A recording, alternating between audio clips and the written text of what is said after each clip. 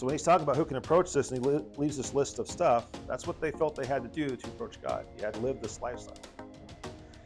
Nowadays, we have Jesus. We approach the throne by grace, but by faith. Our faith brings on these attributes. So we're still doing these things, but we're not doing it to get grace. We're doing it because of grace.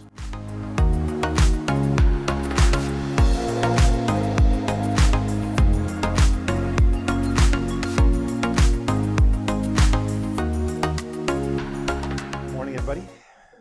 Morning. Welcome back to the Shasta Valley Christian Fellowship. We are in Psalms 15 and 16 today. I'm going to start off with a little story, though. So and this is a true story.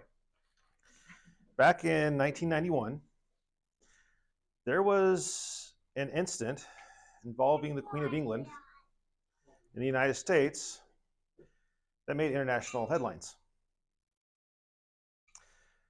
So what exactly happened? Well, the Queen was visiting Washington, D.C., and it was on her schedule to go and visit just some common person, to go to their house and see how they lived. Well, while everybody in Washington, D.C. had been briefed on how you treat royalty, they hadn't told the specific person. There are certain things you don't do when you're in the presence of the Queen, right? You definitely don't touch them. She doesn't eat in public. There's all these things that you don't do. Well, apparently they told the lady that the Queen was going to be coming, but they didn't tell her any of the protocol stuff. So the Queen shows up with Barbara Bush there as well. And they're greeted at the door by this very warm, loving lady who just reaches out and gives the Queen a great big hug. Aww. Pictures were snapped. It went viral. Back then, what was viral, we didn't really have the internet going on, but people were looking at it across the pond, though, that follow all the royalty stuff, and they were aghast at the audacity of someone that would have the whatever to touch the Queen. This was the First Lady? No, this Barbara Bush. Queen Elizabeth. Barbara Bush was with her, but yeah, Queen Elizabeth.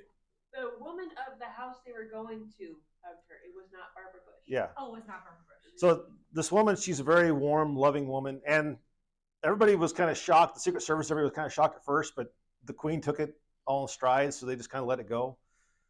But the lady, the whole time, she's like trying to offer fried chicken and things for food, and and the people are going, no, she can't do that. You can't do this. The reason I bring that story up is being here in the United States, we don't really deal with royalty a lot. We don't really know how to treat royalty the way they should be treated or what have you. I mean, very few of us could probably go to a formal dinner and know what each little foot goes to and all that. So we're going to look at Psalm 15, and David's asking the question in the Psalm, who can actually dwell with God? Who can be there with God? So without further ado, let's go ahead and read that. It's only 5 verses.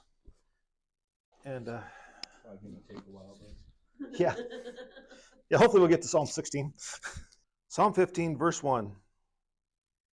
It just says a psalm of David. Lord, who may dwell in your sacred tent? Who may live on your holy mountain? The one whose walk is blameless, who does what is righteous, who speaks the truth from their heart, whose tongue utters no slander, who does no wrong to a neighbor and casts no slur on others, who despises a vile person, but honors those who fear the Lord, who keeps an oath even when it hurts and does not change their mind, who lends money to the poor without interest, who does not accept a bribe against the innocent. Whoever does these things will never be shaken. It's a quick little psalm, but so verse 1, Lord, who may dwell in your sacred tent and who may live on your holy mountain? We don't know exactly when David wrote this, but there was a time when when David became a king.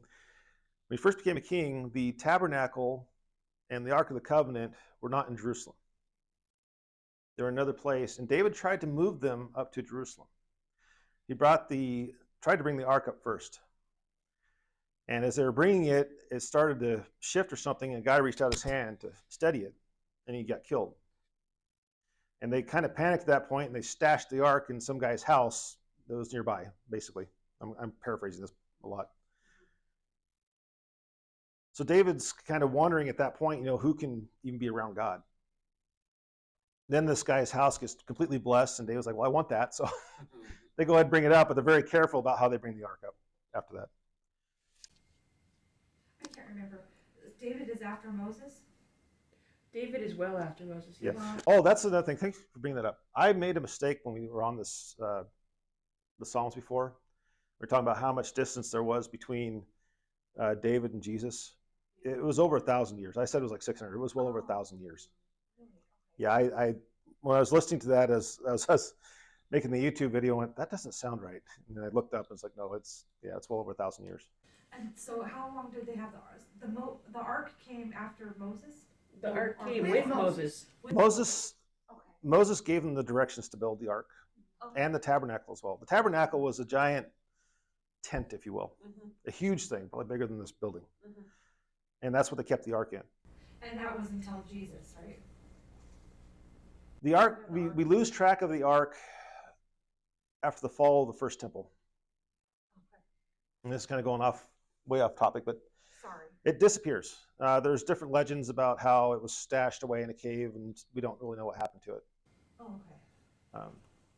And you have to remember there's 400 years between the Old Testament and the New Testament. Okay. Yeah, and the Old Testament covers well over 1,000 years. Yeah. We got a timeline on the wall there, but Oh yeah, we do. yeah. I just feel like it was important because that's where the Lord, we're talking about how we can approach the Lord and how they approach the Lord. So in David's time, and that's a good point too, as we're bringing this up, they're still under the old covenant. So when he's talking about who can approach this, and he leaves this list of stuff, that's what they felt they had to do to approach God. You had to live this lifestyle. Yeah. Nowadays, we have Jesus. We approach the throne by grace, but by faith. Our faith brings on these attributes. So we're still doing these things, but we're not doing it to get grace. We're doing it because of grace. If that makes sense. Now we can come boldly to the throne, meaning that we don't have to fear because we have Jesus. Right. Yeah. We're no longer that redheaded stepchild. We're still loved even though we are. No offense against redheads. Yeah, it's all good, Christian. You're not a stepchild. You're not. So David's pondering this. He's just who can actually be near God? It's one whose walk is blameless, who does what is righteous, who speaks truth from their heart. So now, as Christians, we should be striving to this. We should be trying to walk a walk that is blameless. We should be trying to speak the truth. And we shouldn't be slandering people. There's different ways of doing this. Most commonly, people think of slander is when we're talking negatively about somebody, usually when they're not around. Gossiping, yeah. I thought it was usually lies. Hmm? I thought it was lies. It usually is, yeah. Sometimes you can twist the truth enough, though, to where you're still telling a little bit of truth in there, but it's still slanderous. Like if some lady came to you and said, that Pastor Scott, he passed me doing 60 miles an hour on a 35. You might actually. Sounds like it. Well, Yeah, that's probably because she was doing 20 miles an hour through the corners, and as soon as she hit a straightaway, she hit the gas, and I had to get around her. So there's a little bit of truth in there, yes, but Just get out of the way. yeah. I get so frustrated. Actually, if it was only 65, that would have been giving me some grace, because I probably got a lot faster than that. Who cast no slur on others. Slur, very similar. You're degrading them, derogating them. So we shouldn't be doing that. We need to be lifting each other up. It's so funny. I was just talking about this, I think yesterday morning. Like, I've worked with a lot of other cultures, and a lot of the women in other cultures don't speak negatively. They don't complain. I never hear complaints from other. And so I was kind of striving towards that. Like, American women Or probably Americans in general, we have a complaint about everything. That could be. And we're just loud about it. We don't keep it to ourselves, you know. But it's at work. I wonder if it's because we're so spoiled. We are very spoiled. I mean, that's just a thought that Yeah. occurs when I hear that. It's like, it sounds spoiled. We probably are spoiled, but yeah. Well, it doesn't help that when you see on TV, it's like, oh, this is what life could be. And Oh, it's that not that. TV is No. such a big liar. Yeah. Absolutely. Verse 4, though, who despises a vile person but honors those who fear the Lord. Any idea what a vile person is? I always think vile is disgusting. I think of perversion when I hear vile. Could be a perversion, yeah. So what this is saying is that when someone's saying something that's profane, perverse, or that sort of thing, it disgusts you.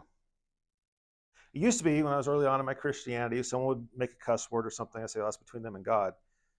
But the more I started trying to walk closer and closer to God, the more I got offended by someone using foul language and stuff. The more it actually seemed to affect me. So the closer you get to God, the more you're going to despise the vile person, this person that can't control their lips or their tongue, I guess. Who keeps an oath even when it hurts. This I've had to do with rentals. I tell somebody they can rent a house, and I later find out, before they even moved in, that it was not a good idea. But I've already given them a word that they can move in, and so it happens. Joshua in the Bible is a good example of this. When they were going through the land, there was a group of people who tricked them. They got on some old clothing and they got moldy bread and put it there in their basket, so it looked like they came from a long ways away. They convinced Joshua and the elders of the community to make a peace treaty with them. After they made the peace treaty, they found out that they'd been tricked. They still held to that treaty, even though it hurt. God honored that. The people end up becoming slaves or something like that instead of being totally wiped out. But still, yeah, so when you make a promise, you don't break it just because it's no longer convenient. Are you sure? Yeah, I'm very sure. And this especially goes with our kids. I'm not sure that that's how I actually behave.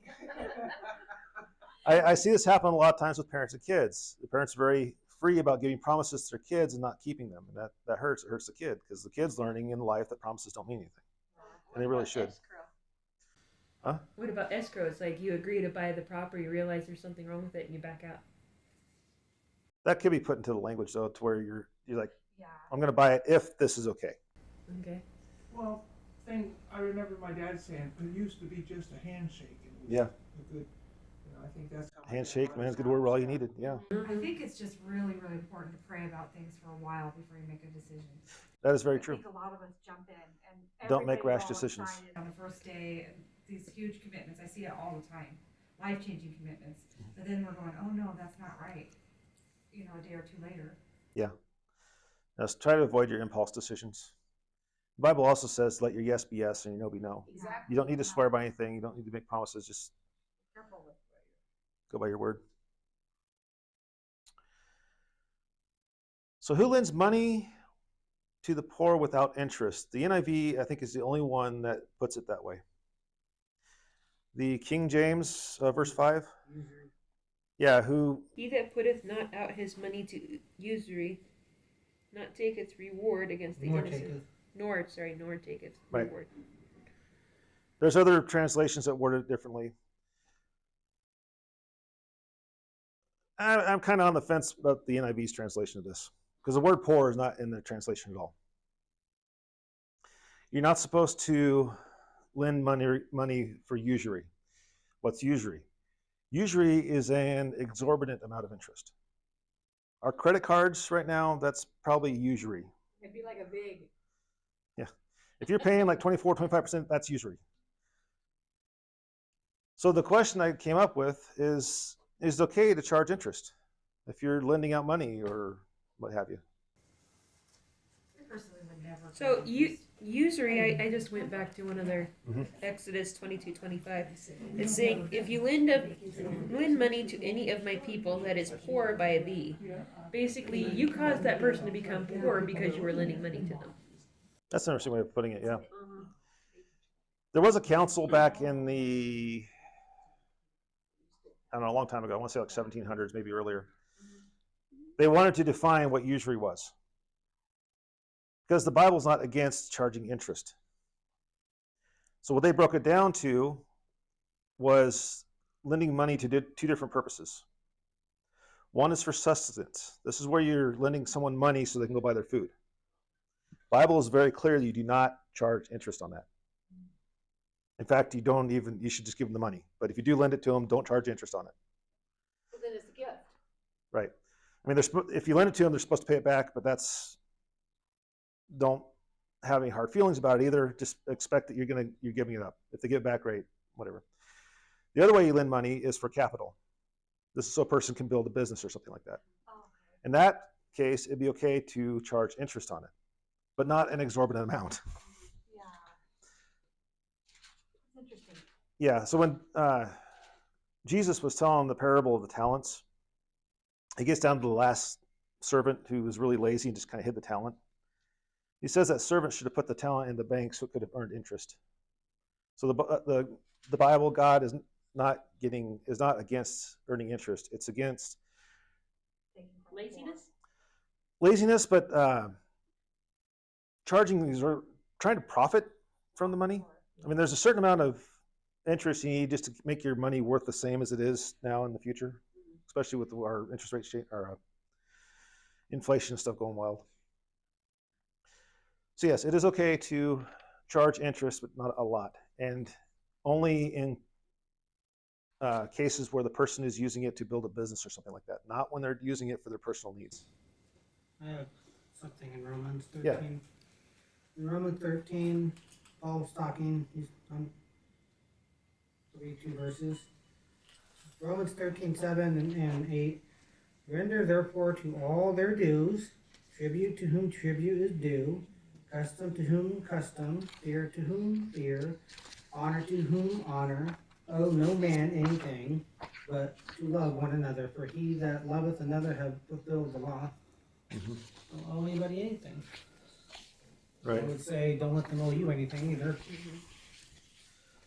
We definitely believe in gifting. We don't Like, want anybody to feel obligated. We to don't pay us lend to back. people, we just give them it. And That's probably the best way to do it. like, I don't want to be like, because in the Proverbs it says the lender is Slave. No, the borrower is slave to the lender. Slave to the lender, and maybe not literally, but it's like you see that person later down the week and they're doing something that you don't approve of. Like, wait, you're spending money on this when you owe me money.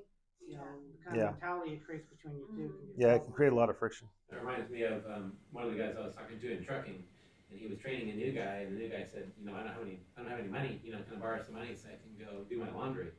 And so he gave him some money to go do his laundry. In the meantime, he went over and bought himself a Subway sandwich and all this stuff, and then he goes, well, I thought you didn't have any money, and so I didn't have any laundry money. Oh, you mean quarters? Yeah. Come on. I think the Lord has a special place in his heart for the poor. He's always, like, even with Moses, he was made way for the poor people. And he doesn't like when people hurt the poor people or vulnerable. If you're vulnerable or hurting or poor, God sees you, you know. There's several places in the Bible, specifically talks about the poor, that you don't charge them interest on. It's not just money. So if you give somebody eggs, you don't want extra eggs to come back to you if you're lending them an egg or something like that. You never charge someone interest on their sustenance, what they need to survive. Because all it does is create another burden on them. And like they were bringing up, my dad taught me early on when I was borrowing money to buy a pickup. He goes, you're now working for that bank. Everything you're doing is going to that bank just so you can have this pickup. Yeah. That really changed the way I thought about my finances after that.